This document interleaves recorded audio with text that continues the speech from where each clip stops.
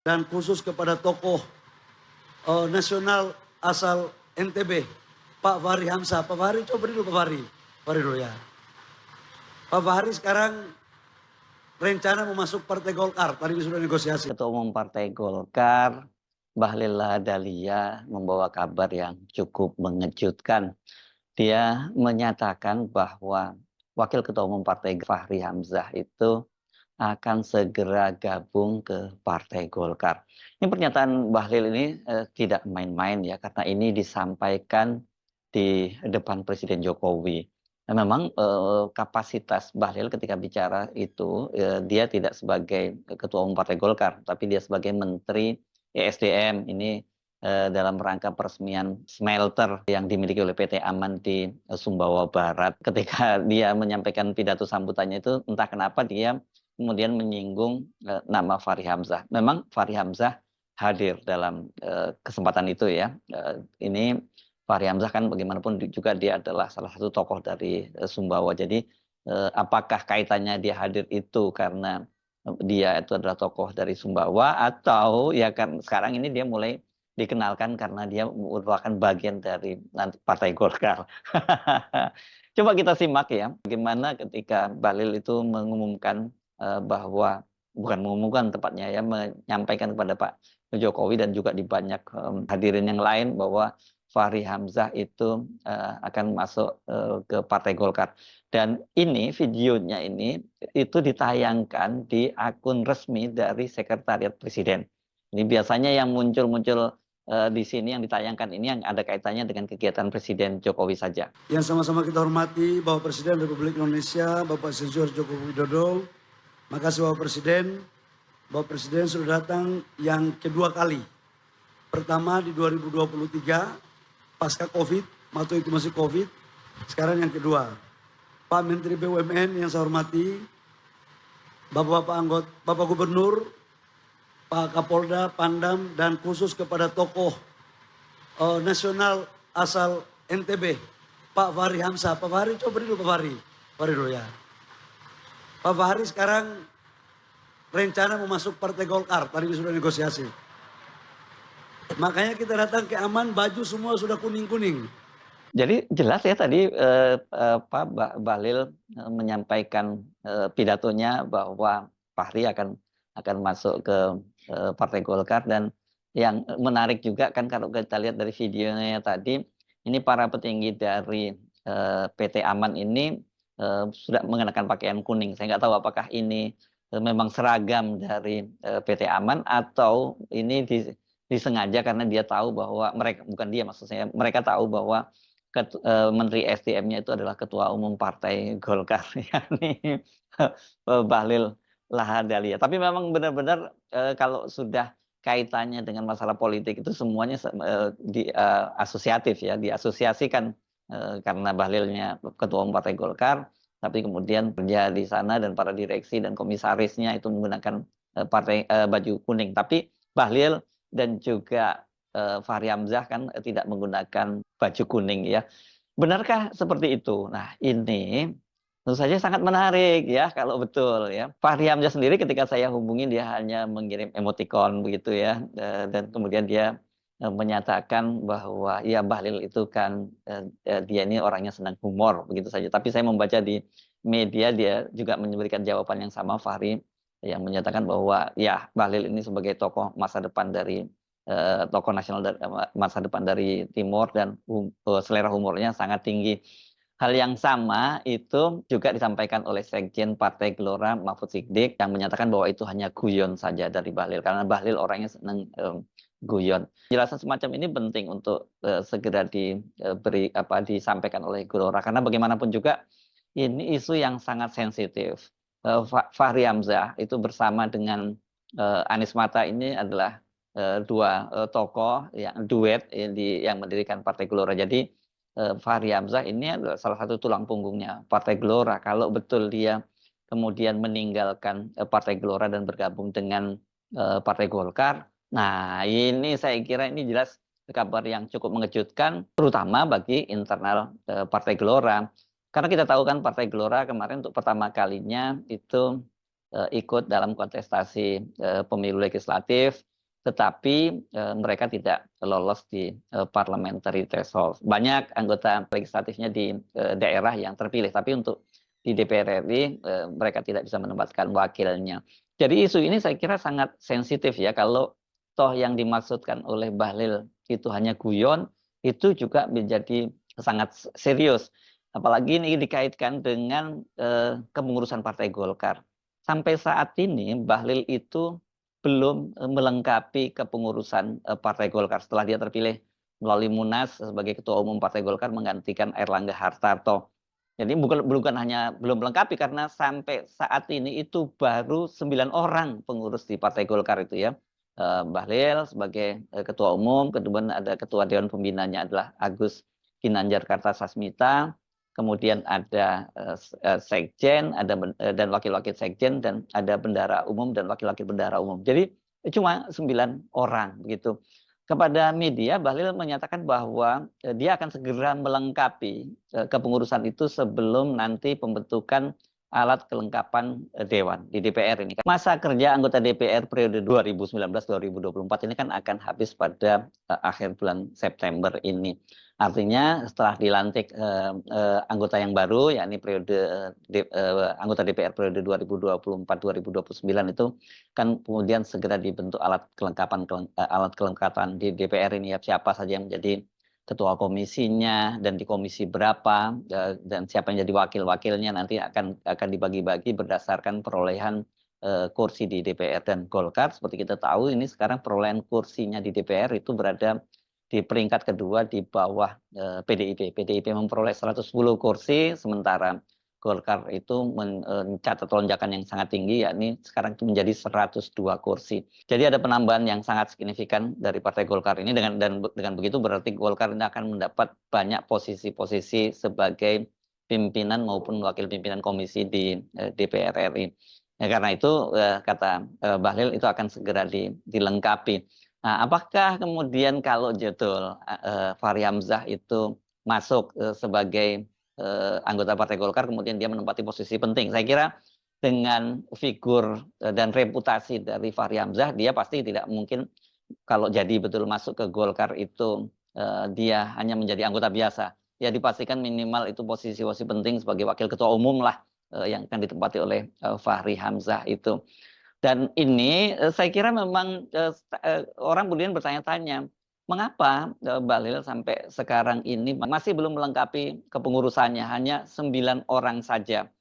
Apakah kemudian ini kaitannya dengan spekulasi bahwa Pak Jokowi itu akan masuk menjadi salah satu petinggi di Partai Golkar?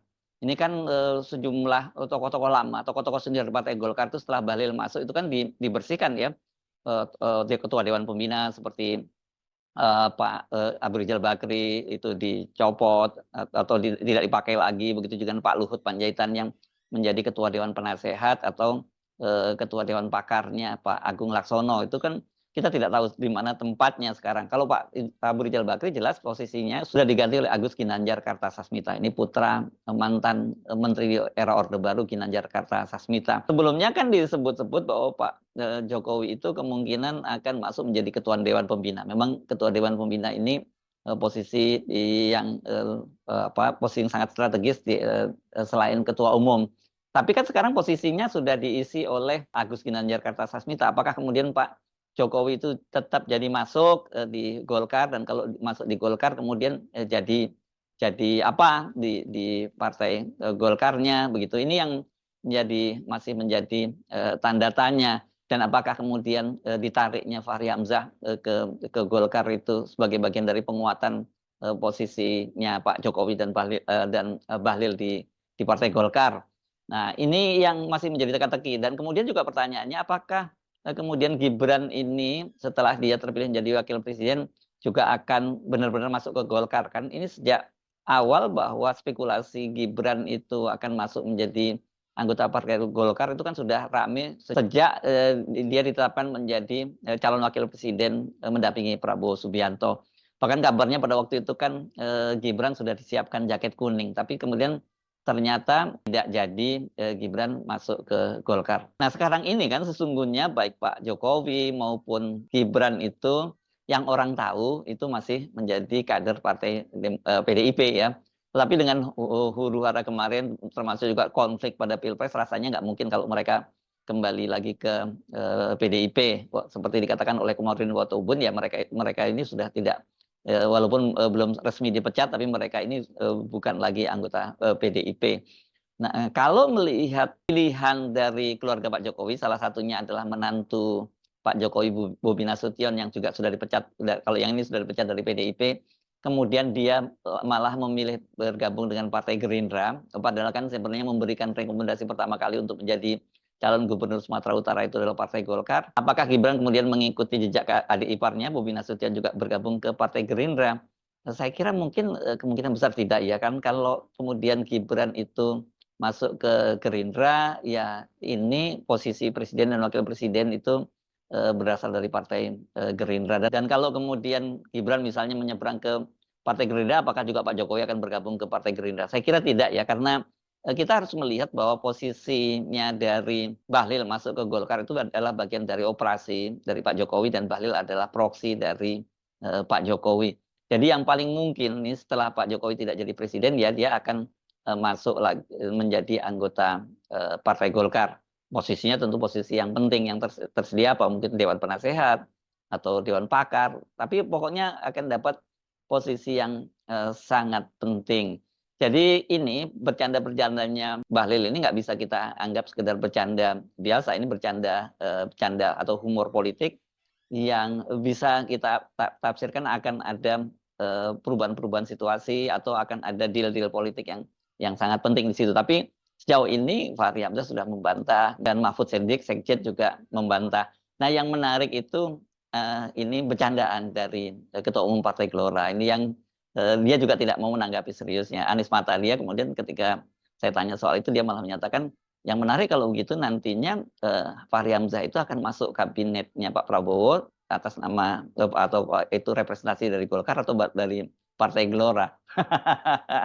Ini bercandaan yang apa ya, ini humor-humor tepi jurang saja. Dan waktu itu dan tadi saya jawab, ya bagusnya sih dari Golkar supaya kemudian Gelora dapat satu lagi jatah menteri di kabinetnya Pak Prabowo, sehingga kemudian ada dua representasi Gelora setidaknya di kabinetnya Pak Prabowo.